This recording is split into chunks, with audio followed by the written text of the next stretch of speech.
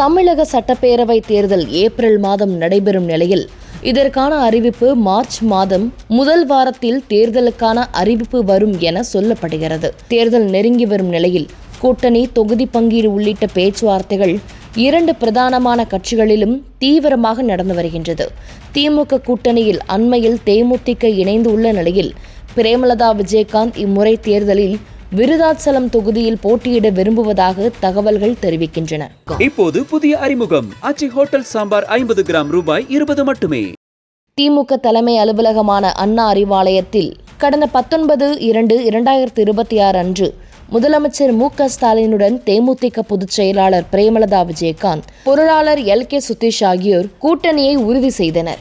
திமுகவுடன் கூட்டணியை உறுதி செய்த பின்னர் பிரேமலதா விஜயகாந்த் கூறும் பொழுது, தேமுதிக நிர்வாகிகள், தொண்டர்கள் விரும்பியபடி திமுகவுடன் கூட்டணி அமைந்துள்ளதாகவும் 2016 இந்த கூட்டணி அமைந்திருக்க வேண்டும் எனவும் கூறியிருந்தார். மேலும் இந்த கூட்டணி தேமுதிகவினர், பொதுமக்களும் வரவேற்கக்கூடிய கூட்டணியாக உள்ளதாகவும் தெரிவித்தார். இந்த தேர்தலில் தான் போட்டியிடுவதாகவும் கூறியுள்ளார். இந்த நிலையில் திமுக கூட்டணியில் தேமுதிகவிற்கு 7 சட்டமன்ற தொகுதிகளும் 1 ராஜ்யசபா சீட்டும் வழங்கப்பட இருப்பதாக தகவல்கள் வெளியாகியுள்ளது. இதன் அடிப்படையில் திமுக தலைமையிடம் தேமுதிக தங்களுக்கு வெற்றி வாய்ப்புள்ள 10 தொகுதிகளின் பட்டியலை வழங்கியுள்ளதாகவும் கூறப்படுகிறது. இதில் தேமுதிக பொதுச் செயலாளர் பிரேமலதா விஜயகாந்த் தனது கணவர் விஜயகாந்த் போட்டியிட்டு வெற்றி பெற்ற தொகுதிகளான விருத்தாசலம் அல்லது ரிஷிவந்தியம் தொகுதியில் போட்டியிட திட்டமிட்டுள்ளதாக கூறப்படுகிறது. தேமுதிக கடந்த தேர்தல் வரை முரசு சின்னத்தில் போட்டியிட்டு வந்த நிலையில் மக்கள் நீதி மய்யம், தவேக ஆகிய கட்சிகளுக்கு சின்னம் ஒதுக்கப்பட்ட நிலையில் தேமுதிகவுக்கு இன்னும் சின்னம் ஒதுக்கப்படாததால் தனிச்சின்னத்தில் போட்டியிடுமா என்ற சந்தேகம் எழுந்துள்ளது. தனிச்சின்னத்தில் போட்டியிட திமுக ஒப்புக்கொள்ளாது. எனவே உதயசூரியன் சின்னத்தில் தேமுதிக போட்டியிடுமா என்ற கேள்வியும் அரசியல் வட்டாரத்தில் எழுந்துள்ளது. இதற்கிடையே திமுக தலைவரும் முதலமைச்சருமான மு.க.ஸ்டாலின் பிரேமலதா விஜயகாந்தை சென்னை விருகம்பாக்கம் தொகுதியில் போட்டியிடுமாறு கேட்டுக்கொண்டதாக தெரிகிறது. விருகம்பாக்கம் தொகுதியில் அதிமுக கூட்டணி சார்பில் பாஜகவின் மூத்த தலைவர் தமிழிசை சவுந்தரராஜன் களமிறங்க உள்ளதாக கூறப்படுகிறது. அவரை எதிர்த்து களமிறங்க பிரேமலதா விஜயகாந்த் தான் சரியான சாய்ஸ் என திமுக தலைமை நினைக்கிறதாம். தமிழகம் முழுவதும் சுற்றுப்பயணம் மேற்கொண்டு திமுக கூட்டணி வேட்பாளர்களுக்கு ஆதரவாக வாக்கு சேகரிக்கவும் பிரேமலதா விஜயகாந்தை திமுக தலைமை கேட்டுக்கொண்டுள்ளதாம். மேலும் விருகம்பாக்கம் தொகுதியில் கடந்த 2021 சட்டப்பேரவை தேர்தலில் திமுக சார்பாக களமிறங்கிய பிரபாகர் ராஜாவிற்கு தொகுதியில் நற்பெயர் இல்லாத காரணத்தினாலும் இம்முறை கூட்டணி கட்சியான தேமுதிகவின் சார்பாக பிரேமலதாவை களம் இறக்க ஸ்டாலின் விரும்புவதாகவும் தகவல்கள் தெரிவிக்கின்றன. கூட்டணிக்குள்ளே இன்றைக்கி நீ பெரிய ஆளா நான் பெரிய ஆளான்னு இன்றைக்கி திமுகவுக்கும் காங்கிரஸுக்கும் போயிட்டுருக்க மாதிரியான சண்டைகள் ஃபர்ஸ்ட் ஆஃப் ஆல் அதிமுகவில் இல்லை, அதிமுக கூட்டணியில் இல்லை. ரெண்டாவது, இந்த பாஜகவோட மாநில தலைவர் நயனா நாகேந்திரன் நாங்கள் ஆட்சியிலையும் அதிகாரத்திலையும் பங்கு கேட்கவில்லைங்கிறத ரொம்ப உறுதியாக சொல்லிட்டாரு. ஆனால் இன்னும் அந்த சண்டை தான் அந்த பக்கம் போயிட்டுருக்கு. உங்களுக்கு ஆனால் அவங்களுமே மென்னு முழுங்குற மாதிரி தானே மேடம் சொல்கிறாங்க. ஒரு கட்டன் கிளியர் சொல்ல மாட்டேங்கிறாங்கல்ல. சொல்லவே மாட்டேன்றாங்கன்னீங்க சொல்லிட்டாங்க. சொன்னதுக்கப்புறமும் நீங்கள் அதை மென்று முழுங்கிட்டு மெல்றாங்கன்னு அடுத்த ஒரு நேரேட்டிவை அதுக்குள்ளே பூத்துறீங்க. சொல்லிட்டாங்கல்ல, தட்ஸ் எனஃப். சொல்லிட்டாங்க, அவ்வளோதான். நீ பிரைட்டாக இருக்குங்கிறீங்க. ஆனால் தேர்தல் அறிவிக்கிறதுக்கு முன்னாடி 2 பேர் போட்டியிலேருந்து விலகுறாங்க. அண்ணாமலை, டிடிவி தினகரனும். ஒரு பெரிய தலைவர்கள் போட்டிட்டா தானே அந்த ஓட் ஷிஃப்ட்டுங்கிற நடக்கும்.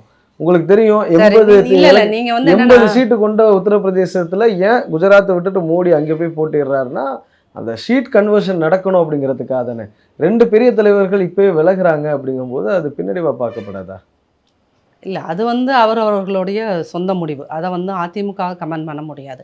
தென் பர்சனலாக நாச்சியார் சுகந்திங்கிற ஒரு இண்டிவிஜுவல், நாச்சியார் சுகந்திங்கிற ஒரு ஜேர்னலிஸ்ட், நான் அண்ணாமலை அவர்களெல்லாம் ஒரு பெரிய தலைவராக கன்சிடர் பண்ணலை. என்ன வேணும், பெரிய தலைவராலாம் நான் அதை கன்சிடர் பண்ணல. இன்கேஸ் அவர் ஒரு பெரிய தலைவர்னால் அவங்க பார்ட்டி கன்சிடர் பண்ணியிருந்ததுன்னா அவர் கையில் இருந்த அந்த மாநில தலைவர் பதவியை பிடிங்கிருக்காது. இன்னமும் அவருக்கு சரியான ஒரு கிட்டத்தட்ட எத்தனை 1 வருஷம் ஆக போது அவருக்கு சரியான ஒரு இடத்துல கொண்டு போய் அவர் பிளேஸ் பண்ணவே இல்லை. அப்படிங்கும்போது அவர் he is not sincere to his party அப்படிங்கிறத தான் அது உணர்த்துது. ஸோ அதனால் அவர் மேலே இருந்த ஒரு நம்பிக்கை, அன்னைக்கு அவருக்கு தனியாக ஒரு 2 கோடி ரூபாய் மாதம் செலவு பண்ணி ஒரு வார் ரூம் இருந்தது. அந்த வார் ரூமில் second by second reels produce பண்ணி போட்டுக்கிட்டே இருந்தீங்க. போட்டுக்கிட்டே இருந்தாங்க. அதனால் வந்து அவர் ஒரு தலைவர் மாதிரியான ஒரு பிம்பம் கட்டமைக்கப்பட்டது. எப்பயுமே ரியலாக உருவாக ஒரு 18% வாங்கினாங்கல்ல மேம் கூட்டணியோட சேர்ந்து. அது அப்படி இருக்கும்போது it's அவரை not நம்ம மட்டுப்படுத்த இல்லைங்க. நம்ம முடியுமா? அது அப்படி அதை வந்து நம்ம தப்பாக புரிஞ்சுக்கிறோம். என்ன அப்படின்னீங்கன்னா, இப்போ காங்கிரஸுக்கு வந்து ஒரு 20 வருஷத்துக்கு முன்னாடி இருந்த ஓட் பேங்க் வந்து இன்னைக்கு முக்கால்வாசி குறைஞ்சி போச்சு. இன்னைக்கு 5% தான் அவங்கள்ட்ட இருக்காங்க. அப்போ காங்கிரஸ் வேலை செய்யாத இடத்துல பிஜேபி போய் வேலை செஞ்சுருக்காங்க. புரியுதா உங்களுக்கு? பிஜேபி வந்து ரொம்ப மைன்யூட்டாக வேலை பார்க்குறாங்க. அந்த மாதிரி மைன்யூட்டாக காங்கிரஸ் வேலை பார்க்கல, ஈவன் அதிமுக வேலை பார்க்கல, திமுக வேலை பார்க்கல. திமுக வேலை பார்க்காத இடத்தில், அதிமுக வேலை பார்க்காத இடத்தில், குறிப்பாக காங்கிரஸ் வேலை பார்க்காத இடத்தில், மிக குறிப்பாக இடதுசாரிகள் வேலை பார்க்காத இடத்தில் பாஜக ரொம்ப மைன்யூட்டாக சோசியல் இன்ஜினியரிங்னு அதுக்கு ஒரு பேரை வச்சுட்டு ஜாதி வாரியா, ஜாதிக்குள்ளே இருக்கிற கிளைகள் வாரியா, வட இந்திய பாலிடிக்ஸ். அது வட இந்திய பாலிடிக்ஸ்ன்னு நம்ம அதை சிம்பிளாக சொல்லிடவே முடியாது சார். வட இந்திய பாலிடிக்ஸ்னு தமிழ்நாட்டில் வந்து வட இந்தியாவை விட பொலிட்டிக்கல் அவேர்னஸ் இங்கே கூட. பொலிட்டிக்கல் அவேர்னஸ் இருக்கிற மாநிலத்திலேயே 2% அவங்க தனித்து இயங்கும்போது 11% வரைக்கும் டபுள் டிஜிட்க்கு வராங்க அப்படின்னு சொன்னீங்கன்னா, அது எப்படி ஒரே நாளில் அந்த மேஜிக் நடக்குமா? அப்போ அவங்க எங்கேயோ போய் வேலை பார்த்துட்டே இருக்காங்க. சரிங்களா? அந்தளவுக்கு நம்ம, அதாவது நமக்கு எதிர்த்தரப்பில் இருக்கிறவர்கள் பலம் வாய்ந்தவர்களாக இருக்கிறார்கள்ங்கிறத ஒத்துக்கிற நேர்மை நம்ம எல்லாத்துக்கும் இருக்கணும். எல்லாத்துக்குமே, எல்லா பார்ட்டியிலும் இருக்கவங்களுக்கே இருக்கணும். திமுக எந்த ஒரு விஷயங்களையும் எதிர்த்து களத்தில் போய் வேலை பார்க்கல. அவங்க இந்த 5 வருஷங்களாக ஒரு அரசாக வேலை பார்த்தது எது? திருடுறதுல மட்டும்தான் அவர்கள் வேலை பார்த்தார்கள். இந்த 5 வருஷத்தில் நலத்திட்டங்கள் அப்படின்னு அவங்க சொன்னது இன்ன வரைக்கும் 5 விஷயங்களை தான் சொல்லிட்டு இருக்காங்க. சீஃப் மினிஸ்டர் தான் சொல்கிறாரு, டெப்டி சிஎம்மும் அதான் சொல்கிறாங்க. என்ன சொல்கிறாங்க? நான் முதல்வன் இந்த 3 பேர்த்துக்கும் 1000 ரூபாய் கொடுத்த இந்த திட்டம். பேர் வேணால் நீங்கள் அழகாக பேர் வச்சுக்கலாம் சார். 1000 ரூபாய் கொடுக்குறீங்க. ஒரு குடும்பத்தில் அம்மாவுக்கு, பையனுக்கு, பொண்ணுக்கு 3 பேர்த்துக்கு 1000 ரூபாய். குழந்தைகளுக்கு காலையில் உணவு கொடுத்தது. அது இல்லாமல் வேறு என்ன, இந்த இலவச பஸ். இந்த 5 திட்டங்களை இது வந்து எதுவுமே, இந்த 5 விஷயங்களுமே ஒரு டெவலப்மெண்ட் சார்ந்த விஷயங்கள் கிடையாது. அது கேள்விக்குறியான்னு நம்ம எடுத்துக்கலாம். நீங்கள் சொல்கிறத கூட ஓகே, நீங்கள் சொல்கிறது ஒரு அரசியல் பட்ட கருத்துன்னு நான் எடுத்துக்கிறேன். ஆனால் அவங்க களத்தில் போய் வேலை செய்யலைங்கிறீங்க. இதே கருத்தை நயினார் நாகேந்திரன் உங்கள் மீது வைத்தார். சட்டமன்றத்தில் போராடக்கூடிய ஒரு எதிர்க்கட்சி இல்லை அப்படின்னு சொன்னார். இன்னும் அவர் வேற விதமாக சொன்னார். அது கொச்சையாக இருக்கும் இங்கே சொன்னோம்னா. ஆண்மை சார்ந்த விஷயங்களோட கம்பேர் பண்ணி சொன்னார். இல்லை, நீங்கள் நம்ம திமுகவை சொல்கிறோம், ஆனால் நம்ம கூட்டணியில் இருந்த பாஜகவே நம்மளை சொன்னிச்சில்ல ஒரு காலத்தில். இப்போது நீங்கள் ஒரு விஷயத்தை எல்லாரும் புரிஞ்சுக்கணும். இந்த வீடியோ பார்க்குற எல்லாத்துக்கும், அதிமுக வேலை பார்க்கவில்லைன்னு சொல்கிறீங்க. 2021 திமுக ஆட்சிக்கு நயினார் நாகேந்திரன் சாருக்குமே இந்த விஷயம் போய் சேரட்டும். 21 அவங்க ஆட்சி அமைக்கிறாங்க. அந்த ஃபஸ்ட்டு பொங்கலுக்கு அவர்கள் 22 பொங்கலுக்கு கரும்பு வாங்கிக்கிறோன்னு சொல்லிட்டு விவசாயிகள்கிட்ட வாங்கலை. ஃபஸ்ட்டு போய் களத்தில் நின்று ஒவ்வொரு தொகுதி வாரியாக போராடினது, மாவட்ட தலைநகர்கள் போராடியது அதிமுக. உடனே கவர்மெண்ட் கரும்பை வாங்குச்சு.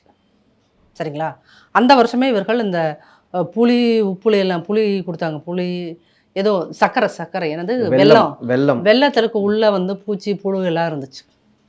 அதில் கூட ஒருத்தர் ஃபேமஸ் ஆனார். ஒருத்தர் என்னது வெள்ளத்துக்கு மெல்ட்டிங் பாயிண்ட் என்னன்னு கேட்டு திமுகவில் வந்து மெல்ட்டிங் பாயிண்ட் சரவணன்னே ஒருத்தர் உருவானார். அவங்க ஸ்போக்ஸ் பர்சன்.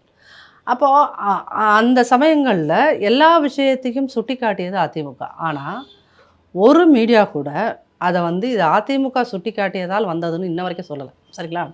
இந்த கடந்த 4.25 வருஷமாக அதிமுகவுக்கு எதிராக பத்திரிகையாளர்கள், குறிப்பாக பெரிய பெரிய மீடியா ஹவுஸ் பார்த்த வேலைகள் இருக்குல்ல, எதிரான சதிகள்னு கூட அதை சொல்லலாம். 24 மணி நேரமும் அதிமுகவில் குழப்பம், அதிமுகவில் கட்சி 2ஆக உடையுது, 3ஆக உடையுது, 4ஆக உடையுது, டுமாலுங்குது. இதே தான் செய்திகளாக இருந்துச்சு, டிபேட்டுகளாக இருந்ததே ஒழிய எந்த ஒரு இடத்துலையும் ஒரு அரசாங்கம் என்ன செய்ய தவறியதுன்னு ஒரு கோட் ஷூட் போட்ட அந்த 7 மணிக்கு உட்காருவாங்களே நெறியாளர்கள்ங்கிற பேரில் அரசாங்கத்தோட ஜால்ராக்கள் யாருமே விவாதிச்சது கிடையாது. சரிங்களா? ஒருவேளை இன்கேஸ் அதிமுக வந்து தென் மாநிலத்துக்கு ஒருத்தர் பொறுப்பாளர்னு போட்டு அங்கே வந்து எங்கள் கட்சியிலேருந்து இன்னொருத்தர் போய் அங்கே வேலை பார்த்துட்டு இருந்தாருன்னு வச்சுக்கோங்களேன், அதை இங்கே இருக்கிற 7-8 டிவியும் அன்றைக்கி ஃபுல்லாக அதை தான் விவாதிப்பாங்க. சபரீசன் போயிட்டு வந்து 3 நாள் ஆயிடுச்சு. கனிமொழியோட ஏரியாவுக்குள்ளே இவர் போய் எல்லாம் விசாரணை பண்ணிட்டு வராரு. எங்கேயுமே செய்தி வரல. அப்போது திமுகவில் ஒரு விஷயம் நடந்தால் அதை மூடி மறைப்பதில் எல்லா பத்திரிகைகளும் ஊடகங்களும் முனைப்பாக இருக்கின்றன. ஆனால் அதிமுகவில் ஒரு விஷயம் நடந்தால் அது பெருசாக்குது, நெகட்டிவான விஷயம்னு சொல்லி இவங்களே அதை பெருசு பண்ணி விடுறாங்க. இப்போது புதிய அறிமுகம் ஆச்சி ஹோட்டல் சாம்பார் 50 கிராம் ரூபாய் 20 மட்டுமே.